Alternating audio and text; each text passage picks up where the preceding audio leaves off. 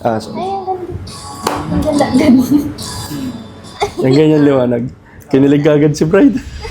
Guys, second prenup ko today. Yung client ko, dumayo pa from South. So tara, samahan niyo ako.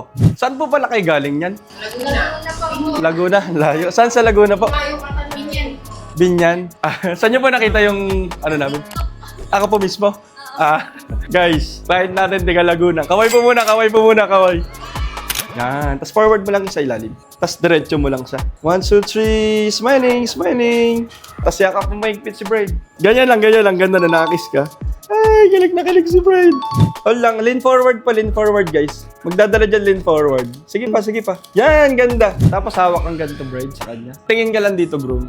Yan, tingin ka lang sa kanya, Bride. Feeling ko, harap mo yung body mo dito. Yung head yung nakaganon. Yan, ganda niyan. Tapos, tilt na konting head, groom, Bride. Okay, ready. Tapos, kaya pa, medyo ganun pa, Bride. Yan, ganyan. Tapos, tingin ka lang, groom, sa kanya. Ganda rin ito. Tapos, tinginan kaya, tinginan. Parang ganyan ko po. Angas lang. Yan, okay na yan. Tapos, Bride, pasandal ka sa kanya. Sikuha mo lang ng ganito. Sige, isang wakay muna. Seryoso na eh. Gusto ko yung ganun. Doon ka lang tingin, groom. Sige, tapos smile ka lang, groom. Tingin ka lang doon, Bride. Tapos, hawak mo lang sa dita. Ganda. Yan, smile lang. Parang di ko reverse. Ay, ganda. Silip ka onti, Bride. Yan. Tapos, tingin ka lang sa kanya.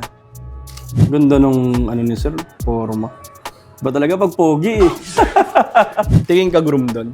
Tapos Bride dito. Head mo, ganun mo yung head mo. Tapos Bride, siguro artehan mo lang din to. Yeah, yung isang kamay mo lang kagano. 1, 2, 3. Sir, thank you very much po.